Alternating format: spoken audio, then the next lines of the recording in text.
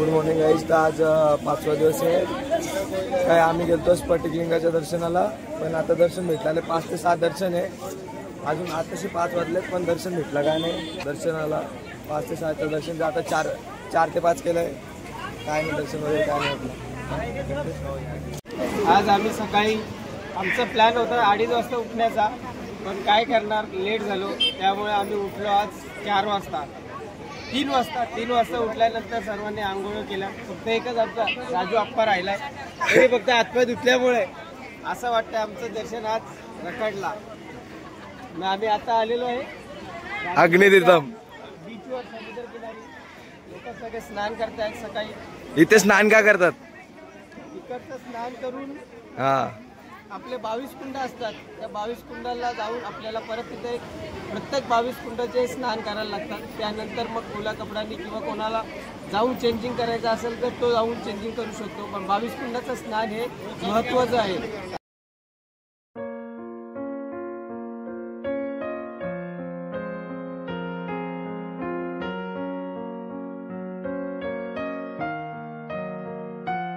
आता आम्ही इथे रामाच्या म्हणजे पादुका बघायला आलोय.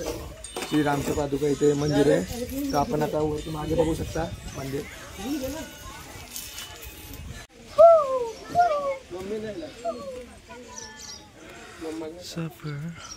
बघा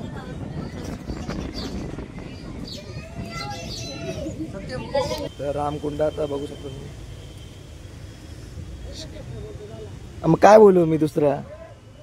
बोला काहीतरी बोला, सांगा. आपण काय काय बघणार दादा, दाखवा, सांगा. कोणी काय बोलतच नाही बोलत.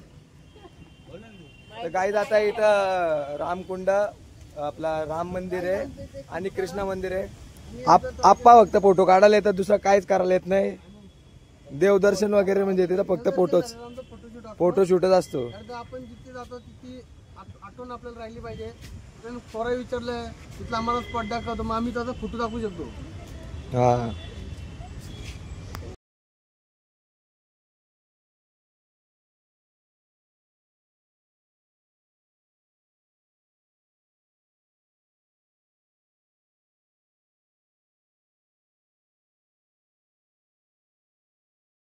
इथे कृष्णा मंदिर आहे इस्कॉन सारखं, म्हणजे आतमध्ये आहे. पण आता फोटोशूट आतमध्ये अलाउड नाही आहे.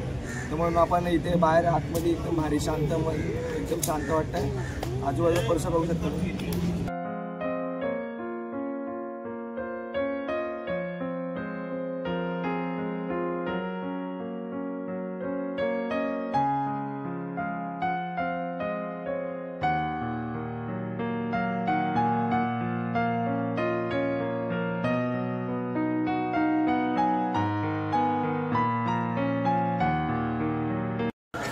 तर आता इथं माझ्या मागे आपला लक्ष्मणाचा कुंड दाखव. तर लक्ष्मणजी इथे म्हणजे दर्शन करायला यायचे. इथे शिवलिंग आहे, तिथे दर्शन पूजापाठ वगैरे करायचे आतमध्ये. याच्या पहिले आम्ही पंचमुखी हनुमान पण बघितला आणि त्याच्या पहिले हे पण बघितलं पंचमुखी हनुमान. आणि हे तरंगणारा जे दगड आहेत ज्याच्याने राम सेतू बांधला वगैरे ते सुद्धा बघितले. ते सुद्धा आम्ही तुम्हाला दाखवू. काही कुठे व्हिडिओ नाही बनला, पण जिथे जिथे बनलं तिथे दाखवू.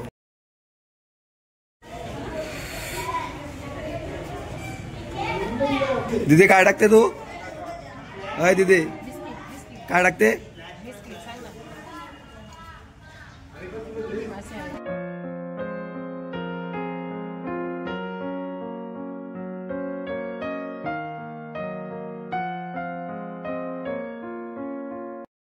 म्हणजे 2 वाजता निघालो, 3 वाजले. आताशी रामेश्वरम बाहेर निघालो. आता अजून 8 तास लागणार आहे. रात्री म्हणजे आता 3 वाजले तर डायरेक्ट रात्री 10ला पोहोचलो. बाकी सगळे दारावून झोपलेले त्यांच्यावर. हे बघा, हे बघा तिची तर मान गेले जागी आहे. बाकी ही पण झोपले.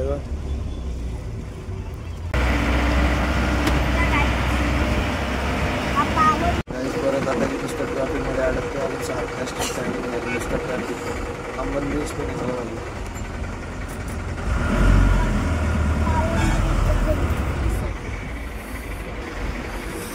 आम्ही तसं मस्त बसलोय, झोपलोय आम्ही मस्त झोपलोय. नुसते ट्रॅफिक आहे बाहेर. घे ना, माग ना, माग ना. याची याची दर गाइस, गरीब गरीब लोगों को डोनेट कर रहे हैं हम लोग. ले ले.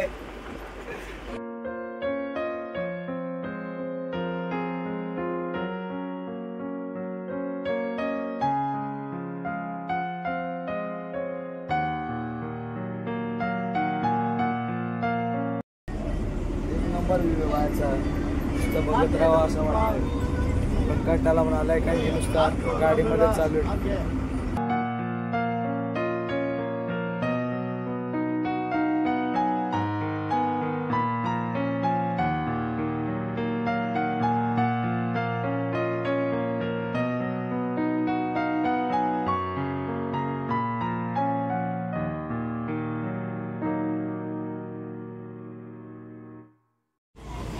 तर आता म्हणजे आज शाम होणे आहे.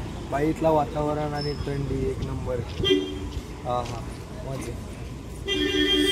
आणि सीन पण एक नंबर आहे यार. नुसतं बघूच वाटतं. सनसेट एक नंबर दिसतोय तो. आणि आता म्हणजे पावसाचं वातावरण झालंय. इथे कधी पण पाऊस पडतो साऊथमध्ये. ऑक्टोबर, नोव्हेंबर, डिसेंबरमध्ये पाऊस चालूच असतो. दुपार पण पडला. आम्ही आता भिजून गेलो. आता आम्ही नाश्ता करायला थांबलोय 5-10 मिनिटासाठी. इथे नाश्ता करायला लागलोय. एक नंबर भारी केक आहेत इथे. भारी भारी पण आता मला काय इथं एक पण एक वाले नाही.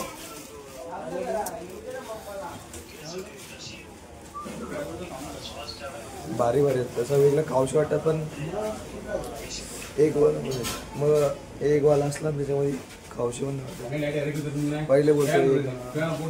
आता कन्याकुमारीला जायचा होता तर 9 वाजता तिथे पोहोचायचं. 9 इथेच वाजल्यात. अजून 2 तास जाणार आहेत जायला. आम्ही तोपर्यंत आता जेवायला थांबलो. इथे जेवून घेतो. इथं हॉटेलमध्ये बेकार आहे हॉटेल. हॉटेलला पण काय केलं तुम्ही असं? हॉटेल साई बाला. जायचं आता जेवण झालेलं आहे. इथं बाजूला गार्डन आहे तिथे जातो. माझ धोका घ्यायचा अवसर ते त्यामुळे फिरायचे थोडा. ते मी पूर्ण करून येतो. चला तिकडं काही जाता. फायनली 12 वाजले आणि आम्ही कन्याकुमारीमध्ये पोहोचलेलो आहे. आता जिथे रूम बुक केला तिथल्या समोरच सी व्ह्यू आहे. समंदर. तर आता सकाळी आम्ही जाऊ सी व्ह्यू बघायला. कन्याकुमारीच्या बीचच्या जस्ट समोरच आहे हॉटेल. मस्त सी व्ह्यू बघू सकाळी. आता मस्त झोपून घेतो. झोप आले 12 वाजता.